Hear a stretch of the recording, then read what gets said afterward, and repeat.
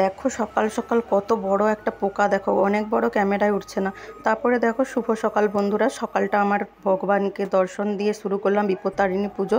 সবাইকে, সব বন্ধুদের বিপদ থেকে রক্ষা করুক, দূরের কাছে যারা আছে সবাইকে। তো এখানে ফলগুলো সবাই সব কিছু ধুয়ে রেখেছি, আজকে ক্যামেরার সামনে আসতেই পারিনি সকালবেলা।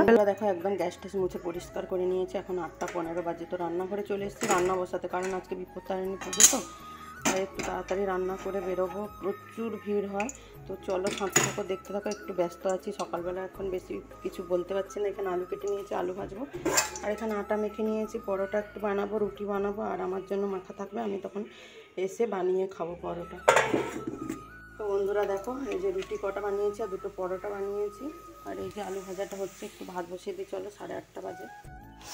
তো তাড়াহুড়া করছি বন্ধুরা, একা একা কাটতে না বাড়তে অনেকটা সময় লেগে যায়। যাই হোক, ভিডিওগুলো দেখছি সবার বন্ধুদের, কিন্তু কি বলো তো, কমেন্ট করতে পারছি না ঠিক করে। আর ছেলেকে, ছোট ছেলেকে দোকান পাঠালাম, এটা আলু ভাজছিলাম, কড়াইটা তাই লেগে আছে। ছোট ছেলেকে বললাম একটু আলু এনে দিতে, তো গেল আমার ছোট ছেলে দোকান। ঢেঁড়স আলু তরকারি করবো, আর হচ্ছে আলু পোস্ত আর ডাল বানাবো।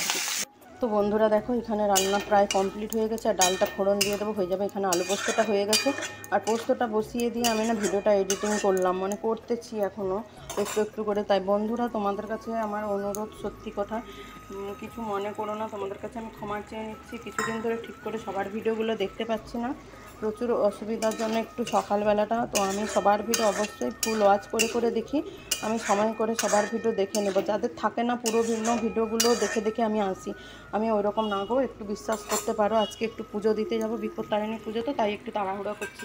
আর একা সংসার জানো, সকাল থেকে এত কাজ করে নিজেকে সব করে নিয়ে তারপরে বেরোতে হবে, বাচ্চা আছে তাই।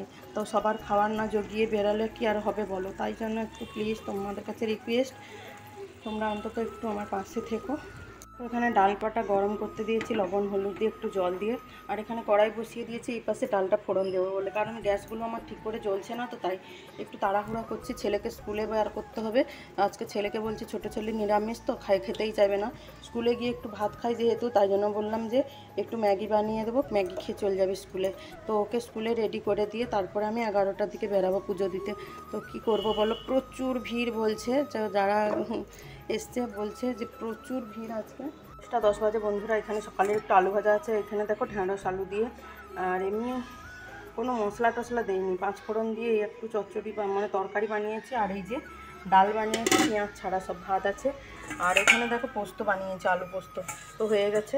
তো চলো বন্ধুরা এবারে, আর এই যে ছেলের ম্যাগি বানিয়ে দিলাম, তো ছেলে খাক, স্নান করাবো ছেলেকে, স্নান করিয়ে খেতে দেবো, আমি রেডি হবো, সব গুছাবো, একটু গায়ে জল দিয়ে ঢালবো। তো দেখো বন্ধুরা, রেডি হয়ে গেছি, আর এই সাজিটা এমনি নিয়েছি, ব্যাগে করে নিয়েছি। ফল টল অনেক সময় দাঁড়াতে হয়, তো অনেক দেরি হয়ে যায়, তাই জন্য। আর তো বলো আমাকে কেমন লাগছে বলো। আর গরমও নিয়েছে, প্রচুর গরম, আর এই রোদ বেরিয়েছে, ভীষণ গরম, তাই জন্য। তো বল কেমন লাগছে আমাকে, চলো ওখানে আমি একটু পারলে শেয়ার করবো, ওখানে এত কিছু ধরবো কী করে, আর ক্যামেরা কী করবো জানি না। তো যাই হোক, যেটুকুন পারি শেয়ার করছি। চলো বন্ধুরা, এখন রাখছি। তারপরে দেখো বন্ধুরা, এখানে কত ভিড় দেখেছো তো। এখানে সকালবেলা মারপিট হয়ে গেছে একটা ছেলে আর একটা বউয়ের সঙ্গে, কারণ সত্যি কথা আমরা এটা নিয়ে হাসাহাসি করছিলাম। আমি বলছিলাম যে ছেলেদেরকে সকালবেলা থেকে লাইনে ঘুম থেকে উঠিয়ে 3:30টার সময় যদি লাইন দিতে দাঁড় করিয়ে দেয় বাড়ির বউরা, তো ছেলেদের মাথাটা তো আপনিই গরম হবে অটোমেটিক।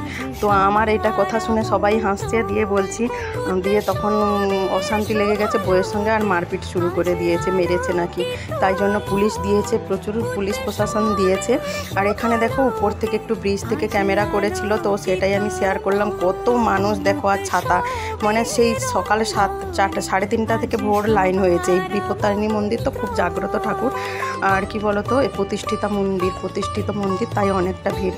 আর বন্ধুরা দেখতে থাকো, এই বিপত্তারিণী মা সত্যিই আছে, মা রক্ষা করে, বিপদ থেকে আমাকে রক্ষা করেছে। আর আমার হাতটা দেখো কি অবস্থা হয়েছে, ব্যাগটা এত ভারী ছিল, ব্যাগটাকে হাতের মধ্যে ধরে রেখে এরকম হয়েছে। আর ফুলের সাজিটা নিয়ে গেছি, ওটা হাতে পরে ফলগুলো ঢালবো বলে ওই রকম। এই যে দেখো কি অবস্থা হয়েছে, কত সুন্দর সেজে এসেছিলাম, আর কি অবস্থা হয়েছে দেখেছো। আর তারপরে দেখো অনেকক্ষণ লাইনে দাঁড়াতে মন্দির এইখানে পর্যন্ত চলে এসেছি, আর ঘর থেকে বেরিয়েছি হচ্ছে 11:10-15 দিকে, আর হচ্ছে তো বাড়ি গেছি 3:45টায়। আর কত ভিড় দেখো, আমি একটু ক্যামেরা করছি, আর এই যে মন্দিরের পাশে চলে এসেছি, কিন্তু মন্দির পর্যন্ত পৌঁছাতে অনেকটা সময়। কারণ বেশি মানে 5-6 জন করে নিচ্ছে তাই। আর বাচ্চা মেয়েটা দেখো তার কত ধৈর্য। আর আকাশটা দেখেছো বন্ধুরা, আকাশটা না শেয়ার করলে পারলাম না। একটু বৃষ্টি হচ্ছে, মেঘলা আকাশ দেখিয়েছি, তারপরে মাঝখানে একবার আকাশ দেখিয়েছি, তারপরে পরিষ্কার আকাশ দেখালাম। সত্যি কথা খুব সুন্দর লাগছিল আকাশটা, আমি না শেয়ার করে তোমাদের সঙ্গে পারলাম না। আর তো এত সুন্দর সত্যি কি বলবো, সব কিছু ক্যামেরা করছি যেটুকুন পেরেছি। আর এখানে এই যে ফলগুলো দেখো বা বের করে নিয়েছি, 13 রকমের ফল, অনেকটা ভারী বন্ধুরা সত্যি কথা। নারকেল টারকেল আছে তো অনেক কিছু। তারপরে দেখো এই যে মায়ের দর্শন করলাম। দেখো আমাদের এখানে মা সবার ভগবানের সবার মঙ্গল করো এই জানিয়ে। আর দেখো বাড়ি যাচ্ছি এবারে, কত ভিড় দেখো, সেটাও আমি একটু ক্যামেরা শেয়ার করলাম। তারপরে লস্যি খেলাম, আমরা 4 যা ছিলাম ওখানে, তো মামিমা ছিল আর 3 যা ছিলাম। তারপরে টোটোতে করে বাড়ি এলাম। বন্ধুরা অনেকক্ষণ পর তোমাদের সামনে এলাম, আর ফ্যান ট্যান বন্ধ করতে পারছি না বন্ধুরা, একদম শরীর টানছে না। আর পুজো দিয়ে এসেছি একটু 4:45 দিকে, তো গেছিলাম তো মনে হয় 11:30টার দিকে। এত ভিড় তোমাদের সঙ্গে শেয়ার করেছি, তো প্রচুর ভিড়। তো যাই হোক পুজো টুজো দিয়ে এসেছি। আর জানো তো একটা মানে এত খারাপ লাগছে কি বলবো, একটা জিনিস ঘটে গেছে। তো আমি না দুধ বসিয়ে দিয়েছিলাম, দিয়ে এসে বলছি শাড়ি টাড়ি পরি, তারপরে দুধটা ফুটে যা কমানো ছিল যে বন্ধ করব। তো তারপরে না ভুলে গেছি জানো তো বন্ধুরা। তো আমি শাড়ি টাড়ি পরেছি, রেডি হয়েছি, তখনও দুধের কোনো গন্ধ টন্ধ ওঠেনি। তারপরে কটা রিলস বানালাম 3টা, তারপরে গেছি মানে বেরিয়েছি, হাফ রাস্তাও না একটুক্ষণ মানে 5-10 মিনিটের রাস্তা পর্যন্ত গেছি।